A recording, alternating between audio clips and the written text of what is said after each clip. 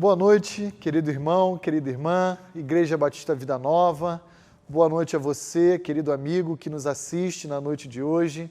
Para mim é uma grande alegria poder ser recebido por você e pela sua família no seu lar na noite de hoje, para que juntos a gente possa aprender mais da palavra de Deus a respeito do seu caráter, a respeito do seu ser, a respeito da maneira como ele opera e age na história da redenção, a respeito da forma como ele preserva a vida dos seus filhos, bem como a maneira como ele julga toda a transgressão e toda a iniquidade. Esse é o tema do livro de Naum.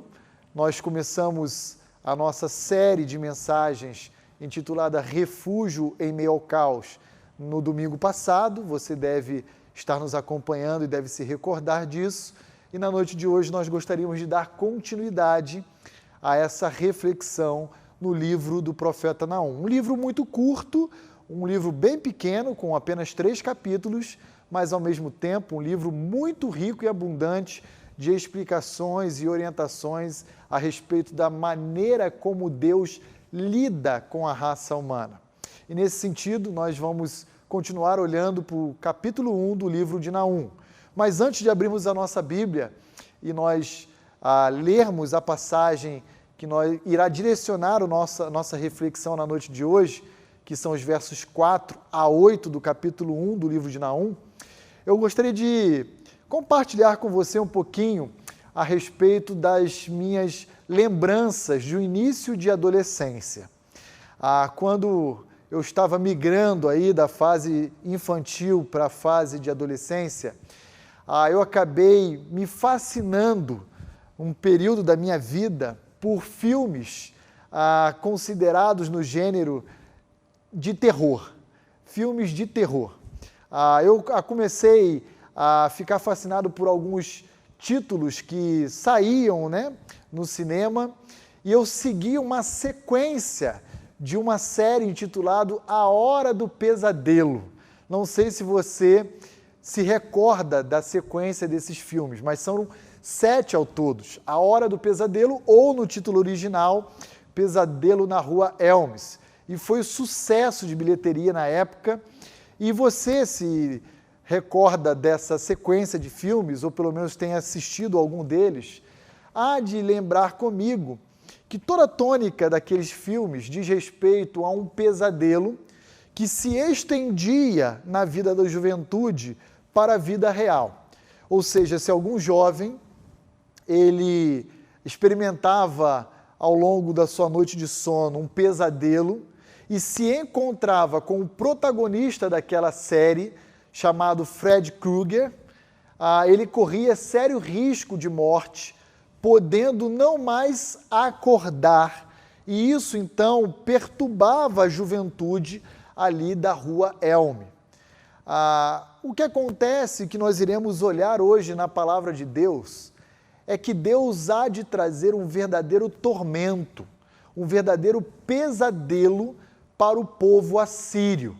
E nesse sentido eu quero meditar na noite de hoje, tomando emprestado o título daquela série de terror, eu quero chamar a sua atenção para a hora do pesadelo. Não o pesadelo que há de recair sobre o povo de Deus, não é isso que se trata o livro de Naum, mas o pesadelo que a Assíria haveria de experimentar no século VII a.C., especialmente no ano 612, nas mãos dos medos e dos babilônios. Nós terminamos a nossa reflexão na semana passada, olhando para o versículo 3 e encontrando ali então, no versículo 3 do capítulo 1 do livro de Naum, que Deus tem o seu caminho no meio da tempestade, no meio da tormenta, no meio do vendaval. E Deus, ele faz das nuvens, diz o final do verso 3, o estrado dos seus pés. Comparando com o nosso viver diário, as nuvens para Deus seria semelhante à poeira debaixo dos nossos pés. Se você já passou aí fazendo uma caminhada, especialmente em estradas de barro, de terra, ou mesmo dirigindo o veículo, você sabe como aquela poeira é levantada à medida que você passa por aquele caminho. A ideia é que Naum vai apresentar a nação de Israel, o Reino do Sul, em relação à Síria, é exatamente uma ideia de grandeza, de poderio, de soberania que Deus tem sobre toda a criação, inclusive sobre o Império Assírio.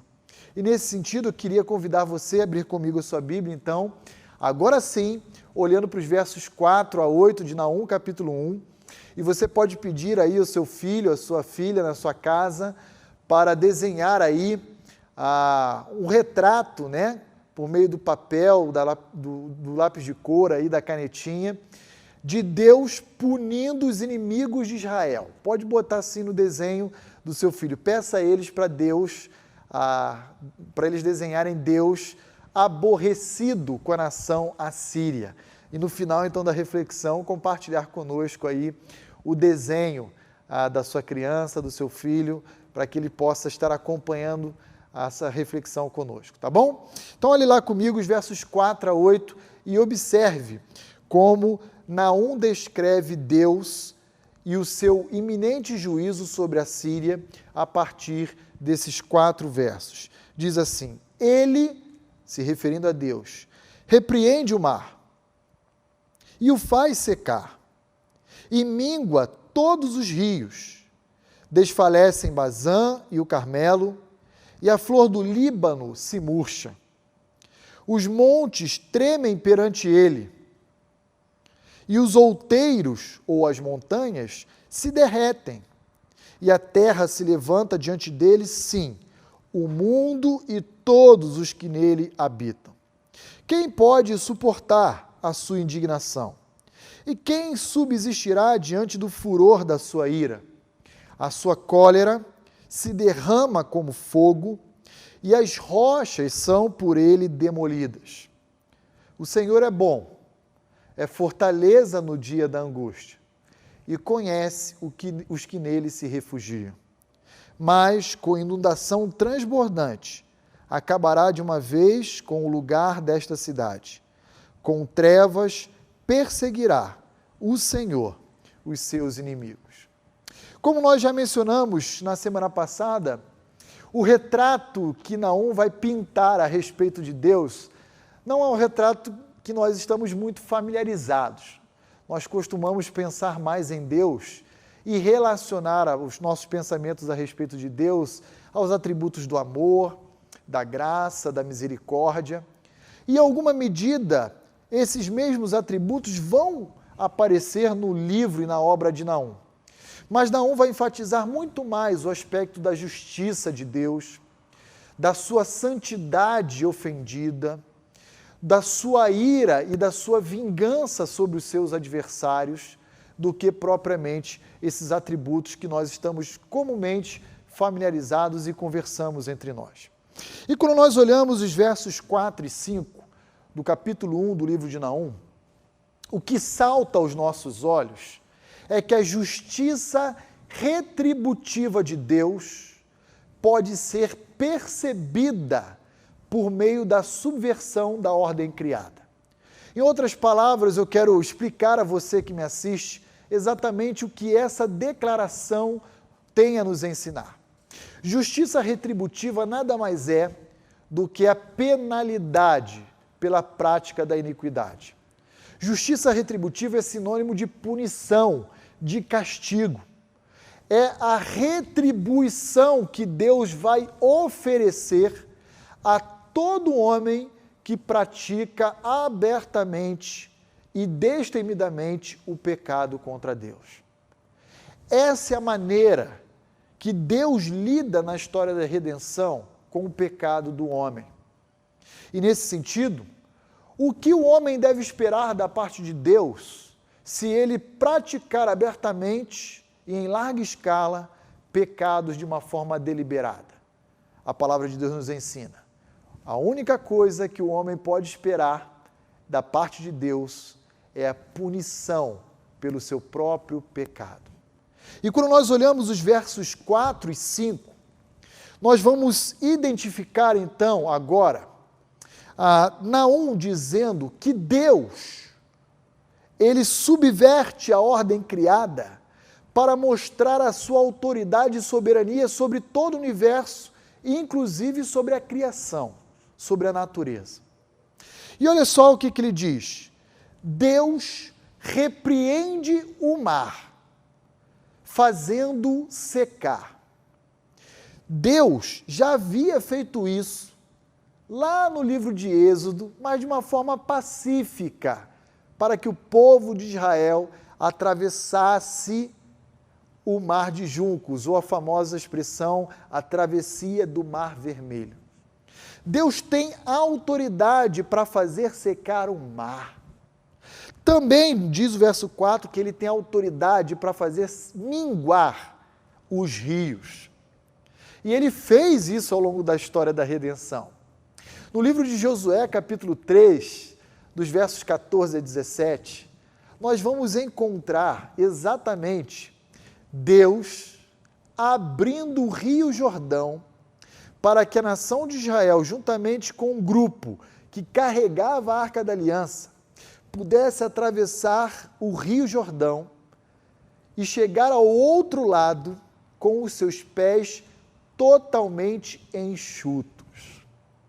Naum está dizendo ao Reino do Sul que o Deus a quem ele serve, ele traz à existência toda a criação, realiza a manutenção da ordem criada, mas num piscar de olhos, num estalar de dedos, ele pode igualmente trazer o caos sobre toda a criação. Ele faz o mar secar, ele faz o rio minguar, e ele continua dizendo que locais belos, ricos e produtivos podem se tornar lugares ermos, secos e sem vida. Por exemplo, ele vai mencionar 3 regiões muito conhecidas do Reino do Sul. Bazã, uma região que na verdade é um largo e extenso campo verde, com pastos literalmente verdejantes, um lugar belo, calmo, bonito e agradável aos olhos dos homens. Depois ele vai mencionar a região de Carmelo, uma região muito rica e produtiva em termos de cereais, um lugar onde praticamente se colhiam os grãos que abasteciam várias cidades. E por último, então, Naum vai mencionar a região do Líbano, também muito exuberante pela sua flora e pelos seus típicos cedros. E aí Naum vai dizer, esse mesmo Deus que criou todas essas coisas é capaz de, no estalar de dedos, destruí-las e trazer o caos sobre elas. Ele pode tranquilamente desfalecer Bazã, o Carmelo, e fazer com que a flor do Líbano murche. A justiça retributiva de Deus, subvertendo toda a ordem criada. Deus está trazendo ao avesso aquilo que ele trouxe à existência. De maneira que quando chegamos no verso 5, encontramos agora Deus dizendo: até os montes tremem perante mim. Aqui nós podemos entender de 2 formas o verso 5. Uma figura de linguagem como se fosse atribuído ao monte um sentimento humano de medo, como se os montes tremessem de medo diante da presença de Deus, do seu próprio Criador. Bem como nós podemos também, se olharmos literalmente para o versículo 5, entender que Deus é aquele que traz terremotos, tremores de terra de forma violenta, que recaem inclusive sobre montes. E ele continua dizendo, os outeiros ou as montanhas se derretem diante de mim. A terra, e aí ele vai explicar no versículo 5, o mundo e todos os que nele habitam, ou seja, o habitat bem como os seus habitantes, todos eles que se levantam diante de Deus, irão cair. Todos eles não poderão enfrentar a soberania e a presença desse Deus que traz sobre o homem toda a justiça contra a iniquidade. Nesse sentido, talvez você esteja se perguntando, mas pastor, por que Deus está tão indignado contra a nação da Síria? O livro de Naum vai nos dizer o que a Síria praticava, em larga escala. Mas ainda um outro contemporâneo de Naum, também que deixou registrado para nós uma obra bem curta, mas também muito rica, chamado Sofonias. E no livro de Sofonias, capítulo 2, verso 15, nós encontramos o que a Assíria era no tempo de Naum. Olhe comigo em Sofonias 2,15, o retrato da Síria nos dias de Naum. Diz assim: esta é a cidade alegre e confiante, que dizia consigo mesmo, eu sou a única, e não há outra além de mim. Como se tornou em desolação, em pousada de animais, qualquer que passar por ela, assobiará com desprezo e agitará a mão. Sofonias está dizendo, num retrato da Síria e dos ninivitas, de que, na verdade, aquele povo e aquela cidade eram pessoas que se auto-intitulavam independentes de Deus. Eram pessoas orgulhosas, indivíduos altivos, que olhavam para si próprio e diziam, não há ninguém mais poderoso no mundo inteiro do que nós. Em outras palavras, eles agiam como se eles fossem o próprio Deus. Eles diziam, como diz Sofonias 2,15, de forma muito confiante a si mesmo, nós somos singulares, somos únicos. A nossa cidade está protegida e absolutamente ninguém é capaz de nos ameaçar. Que grande engano, que terrível engano, porque Deus vai nos ensinar, a partir dos versos 4 e 5 de Naum, capítulo 1, que Ele é capaz de subverter, destruir, trazer o caos, instaurar a calamidade sobre todo e qualquer lugar e sobre todo e qualquer povo. É assim que Naum capítulo 1 nos ensina. E nesse sentido, no versículo 5 de Naum capítulo 1, ele vai nos dizer que até mesmo montes, montanhas, aglomerados de rochas, porções de terras, lugares aparentemente inamovíveis, são facilmente removidos por Deus. Deus é todo-poderoso. E é essa mensagem que Naum quer oferecer ao Reino do Sul. Essa é a verdade que Naum vai compartilhar a partir do verso 9 em diante com os ninivitas, com os assírios. Mas quando nós olhamos também o verso 6 e depois o versículo 8, nós iremos encontrar uma outra grande verdade contida nessas duas passagens, nesses dois versos, que diz assim: quem pode suportar a sua indignação? E quem subsistirá diante do furor da sua ira? A sua cólera se derrama como fogo e as rochas são por ele demolidas. Aqui nós iremos encontrar, já no versículo 6, bem como no versículo 8, que o juízo de Deus, ele é irresistível. Quando Deus derrama o seu juízo, ele é perfeitamente eficaz contra todos os que se opõem a ele. Perceba, aqui Naum vai usar dois recursos literários para envolver a participação da sua audiência nesse discurso.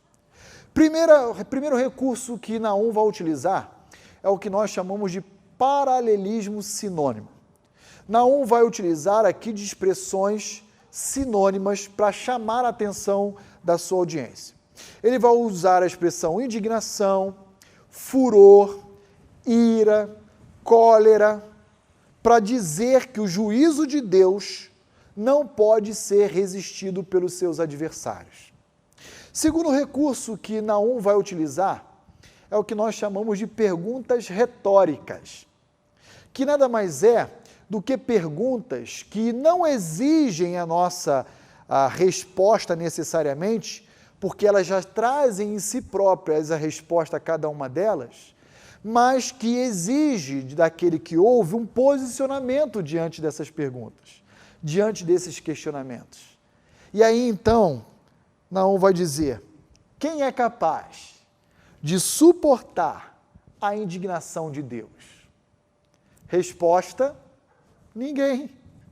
Literalmente, ninguém é capaz de sustentar, de encarar, de suportar ou enfrentar Deus indignado. Depois ele faz uma segunda pergunta, e quem será aquele que haverá de subsistir diante do furor da sua ira, da ira divina? Quem será aquele capaz de permanecer de pé quando Deus mover o seu braço forte para julgar o ímpio pela sua impiedade? Resposta, ninguém será capaz. E por que ninguém será capaz? Porque a cólera de Deus é comparada à ação de um fogo. E as rochas, até mesmo as rochas, são demolidas, se derretem perante a cólera de Deus. Vejam, se até a natureza é incapaz de suportar a ação de Deus indignado, quanto mais o homem, que é um ser frágil, pequeno, vulnerável. É isso que Naum quer ensinar ao Reino do Sul, bem como à nação da Síria. Chegamos no verso 8 e Naum vai dizer, mas com inundação transbordante acabará de uma vez com o lugar desta cidade. No final do verso 6, Naum descreve a ação de Deus punindo o pecado do homem por meio do fogo. E agora no verso 8, Naum vai utilizar-se de um grande dilúvio. Naum vai usar, quem será capaz de subsistir a uma inundação transbordante? Como que se Deus enviasse um verdadeiro tsunami para varrer da face da terra todos aqueles que praticam abertamente o pecado. Essa é a tônica que Naum vai nos ensinar a utilizar a expressão inundação transbordante. Veja, o nosso Deus é um Deus que não é conivente com o mal. O nosso Deus é um Deus que não suporta ou tolera a prática da iniquidade. Nunca é demais lembrar que o nosso Deus irá punir todo o pecado através daqueles que o praticam. E nesse sentido, eu quero lembrar você que me assiste na noite de hoje, que o nosso Senhor e Salvador Jesus Cristo, Ele veio ao mundo no primeiro século e Ele foi injustiçado abertamente pela crueldade do homem, pela injustiça, pela violência, pelo desprezo. Mas um dia, o nosso Senhor e Salvador Jesus Cristo, a semelhança do que Naum descreve em relação à Síria, voltará para julgar os vivos e os mortos e condená-los ao lago de fogo e enxofre pelos séculos dos séculos. O nosso Salvador veio como cordeiro, mas o nosso Redentor voltará como leão. E quando nós pensamos nisso, eu quero convidar você a ir comigo rapidamente no livro de Apocalipse, capítulo 6. E eu quero ler com você os versos 15 a 17 de Apocalipse, capítulo 6, que irá descrever um evento futuro ainda, da iminência do retorno de Cristo, quando ele haverá de julgar toda a impiedade. A semelhança do que Deus fez com a Síria no século VII a.C. Então, abra comigo sua Bíblia e vá comigo rapidamente em Apocalipse 6, dos versos 15 a 17. E observe comigo exatamente como será esse juízo de Deus irresistível e plenamente eficaz para julgar os seus adversários. Olha lá comigo. Os reis da terra, os grandes, os comandantes, os ricos, os poderosos, e todo escravo e todo livre se esconderam nas cavernas e nos penhascos dos montes. E disseram aos montes e aos rochedos: caia sobre nós e escondei-nos da face daquele que se assenta no trono e da ira do Cordeiro, porque chegou o grande dia da ira deles. E quem é que pode suster-se? Sabe o que é interessante em tudo isso? Interessante é observar que em Naum, Deus, para julgar o pecado da Síria e dos ninivitas, ele vai derramar a sua ira apenas para exemplificar sobre a natureza, para exemplificar o seu poderio, a sua soberania, sobre a natureza, sobre os montes, sobre o mar. Ele usa a figura da natureza só para intimidar os assírios. E agora em Apocalipse, capítulo 6, nós encontramos a humanidade sem Cristo perdida pela prática da sua iniquidade, clamando a esses mesmos elementos da natureza que caiam sobre eles e abreviem a sua dor, para que eles não tenham que enfrentar a presença do nosso Salvador Jesus Cristo e do Pai, que virá para julgá-los. E eles dizem em alto e bom som: caiam sobre nós, nos matem e nos poupem de todo enfrentamento ao trono daquele que haverá de nos condenar pelos séculos dos séculos. O juízo de Deus, ele é irresistível. E toda a humanidade sem Cristo, toda a humanidade que vive em delitos e pecados, terão que enfrentar o grande e terrível dia do Senhor, quando a sua justiça será perfeitamente implementada sobre a vida do ímpio. Sobre a vida do ímpio. Mas ainda existe uma terceira verdade. E eu quero convidar você a olhar comigo o versículo 7, que diz: o Senhor é bom, é fortaleza no dia da angústia e conhece os que nele se refugiam. E nesse sentido, Deus é refúgio incomparável diante das tragédias e da calamidade da vida. Em meio ao caos, Deus continua preservando a vida do seu povo. Em meio às tragédias, Deus continua abrigando a vida dos seus filhos. Deus não confunde os seus filhos. Deus não estende injustamente a penalidade que deve recair sobre os ímpios naqueles que são inocentes, como já nos ensina o verso 3 de Naum, capítulo 1, que nós estudamos semana passada juntos. Deus é justo e a sua justiça não extrapola os limites daqueles que devem sofrer a pena. E nesse sentido, Deus sempre preservará os seus filhos.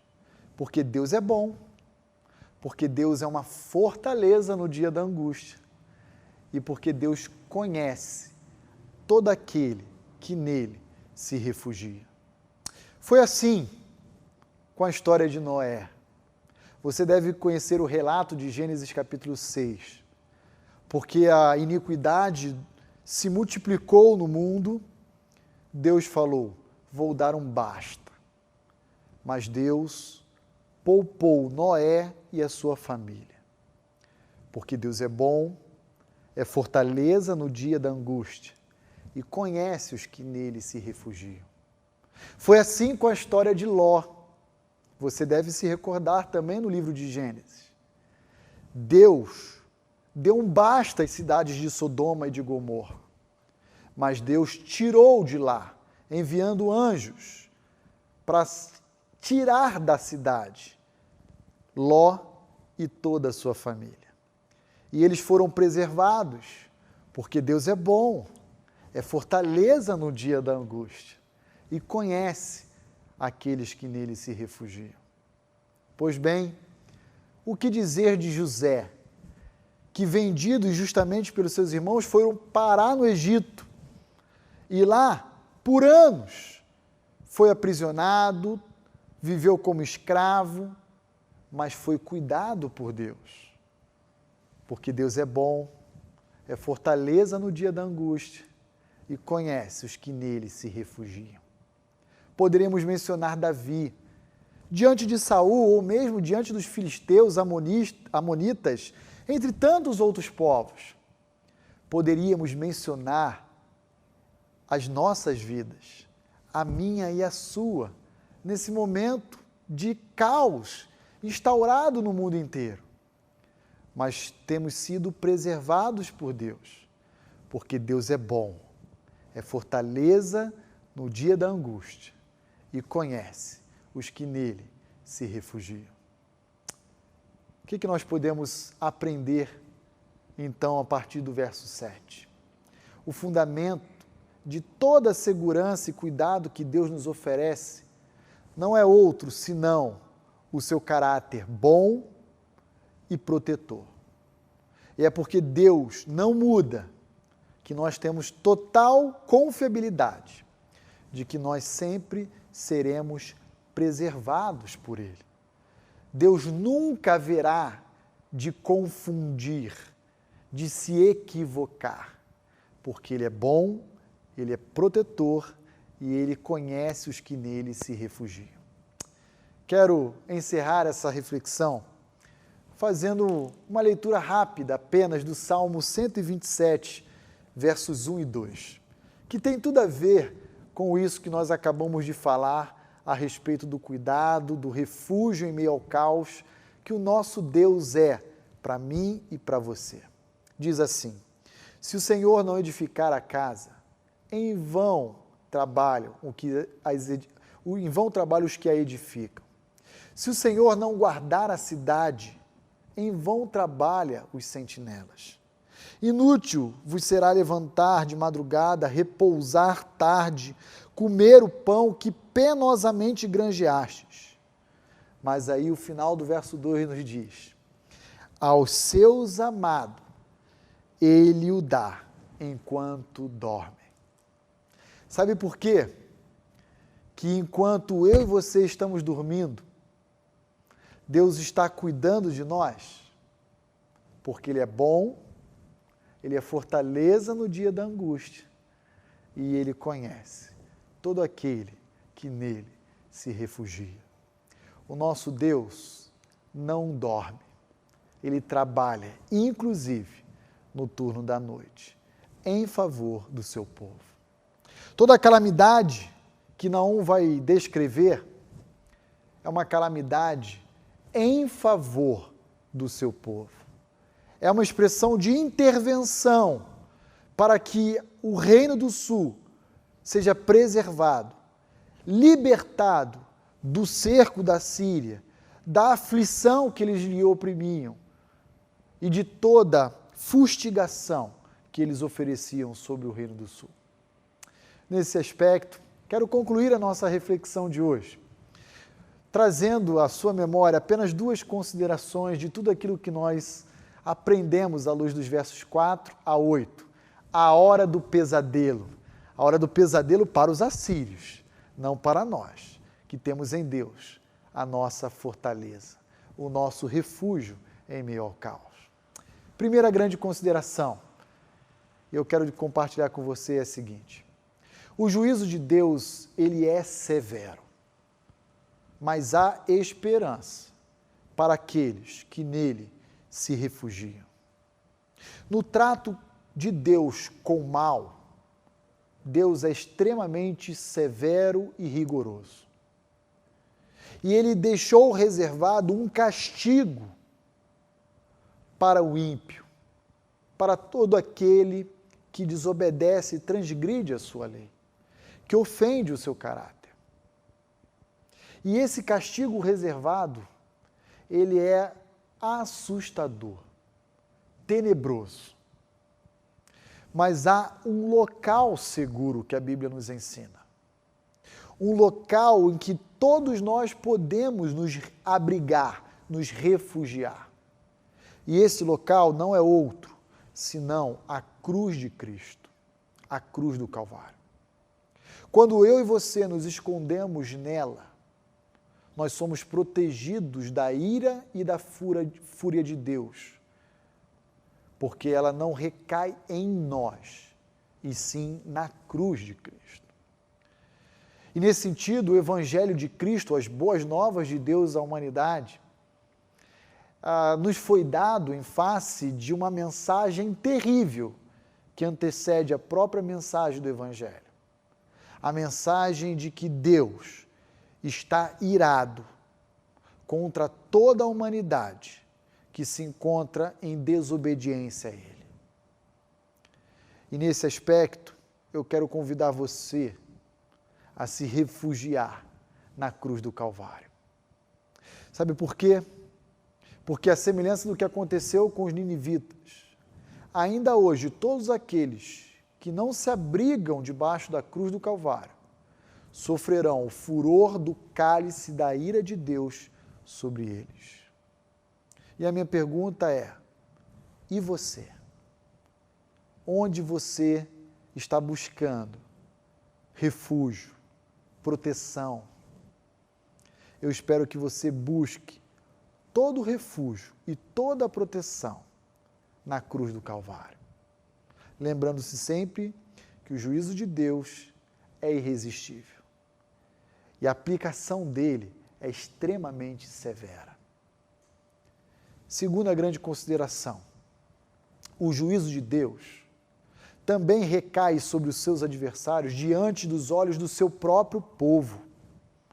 Talvez ao ler e estudar o livro de Naum você se pergunte, por que Deus levantou Naum, deu a ele uma visão a respeito do julgamento que ele iria aplicar sobre a Síria e mandou ele proferir essas palavras ao reino do sul? Por que ele não foi direto falar contra os assírios? Por que ele envolveu, então, toda essa narrativa do que estava por acontecer ao reino do sul? Talvez a resposta a essa indagação tenha a ver com a realidade de que Deus quer que o seu próprio povo o conheça, vendo os seus poderosos feitos. E à medida em que o seu próprio povo vir o que ele há de trazer sobre os seus adversários, e somente no coração do seu povo o temor, a obediência, a devoção, o tamanho da redenção que um dia nos alcançou. E nesse sentido, tudo isso já é cumprimento de uma aliança que Deus havia feito com Abraão séculos atrás. Lá no capítulo 12 de Gênesis, Deus havia dito a Abraão, eu vou abençoar os que te abençoarem, mas eu também vou amaldiçoar, punir, julgar todos aqueles que se opuserem ou amaldiçoarem a você e a sua descendência. E foi exatamente isso que aconteceu recaindo sobre o povo assírio. Com isso, temos uma verdade muito especial, que talvez você já conheça, mas precisa ser lembrada. Deus não nos livra das tragédias, mas Ele nos livra nas tragédias. Deus é uma fortaleza em meio ao caos. Mas o caos está acontecendo lá fora, está diante dos nossos olhos. Nós estamos sendo preservados por Ele. Mas o caos está acontecendo. E nesse sentido, eu quero desafiar você mais uma vez a buscar o refúgio em meio ao caos debaixo da cruz do Calvário. Porque o juízo de Deus, ele cai sobre toda a impiedade, mesmo diante dos olhos do seu povo. Quero convidar você a orar comigo nesse momento, a fechar comigo seus olhos, inclinar comigo a sua cabeça. E se você já recebeu a Cristo como Senhor e Salvador da sua vida, faça desse momento uma oportunidade de gratidão, de dizer: Senhor, como a tua redenção me alcançou, livrando de mim um caos que estava destinado a mim. Mas se houver alguém que ainda não estabeleceu um relacionamento pessoal com Cristo como sendo o Salvador da sua vida, eu quero estender esse convite a você na noite de hoje, dizendo a você que me assiste, que sem a Jesus, sem a cruz do Calvário, você está na mesma condição dos ninivitas. E Deus é extremamente severo e rigoroso ao julgar os seus adversários. Vamos orar?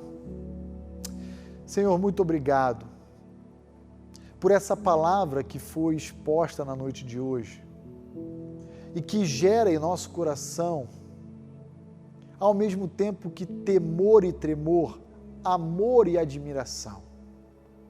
Temor e tremor porque reconhecemos que pecado é coisa séria e que o Senhor não há de ser conivente com nenhuma prática do mal.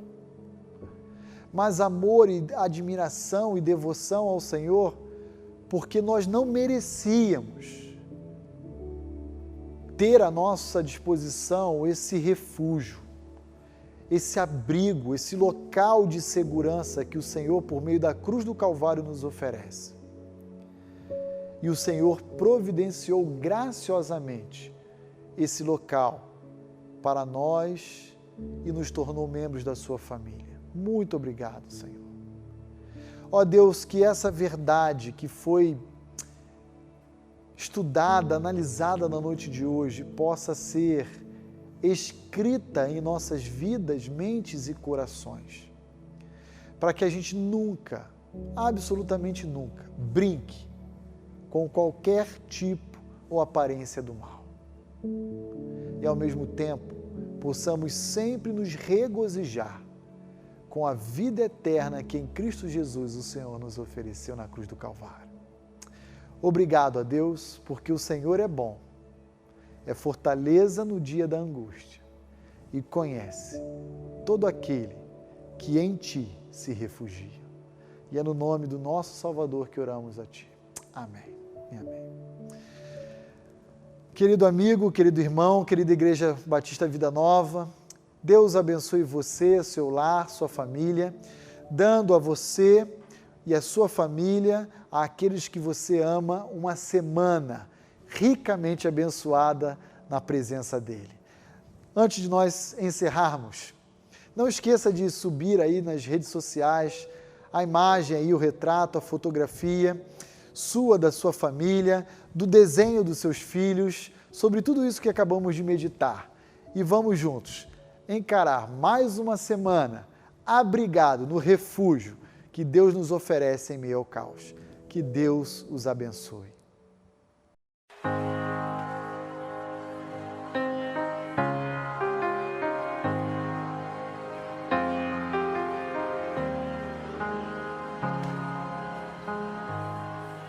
Rei do meu coração, és o monte que percorro, a fonte que eu bebo, és minha canção.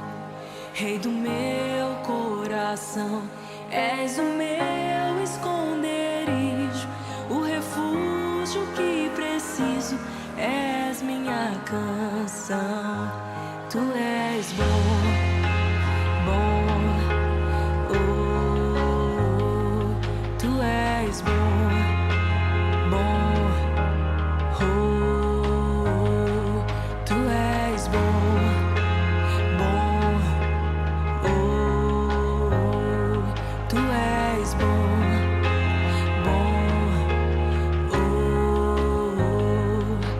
Rei do meu coração, és o monte que percorro, a fonte que eu bebo, és minha canção. Rei do meu coração, és o meu esconderijo, o refúgio que preciso, és minha canção. Tu és bom, bom, oh, tu és bom, bom, oh, tu és bom, bom, oh, tu és bom, bom, oh, Rei do meu coração, és o vento em minhas velas, a âncora no mar, és minha canção. Rei do meu coração, és o fogo em minhas veias, o eco em meus dias, és minha canção. Rei do meu coração, és o vento em minhas velas, a âncora no mar, és minha canção. Rei do meu coração, és o fogo em minhas veias, o eco em meus dias, és minha canção. Tu és bom, bom, oh, tu és bom, bom, oh, tu és bom, bom, oh, tu és bom, bom, Tu não me deixarás, não me deixarás jamais. Tu não me deixarás, não me deixarás jamais. Tu não me deixarás, não me deixarás jamais. Tu não me deixarás, não me deixarás jamais. Tu não me deixarás, não me deixarás jamais. Tu não me deixarás, não me deixarás jamais. Tu não me deixarás, não me deixarás jamais. Tu não me deixarás, não me deixarás jamais. Tu não me deixarás, não me deixarás jamais. Tu não me deixarás, não me deixarás jamais.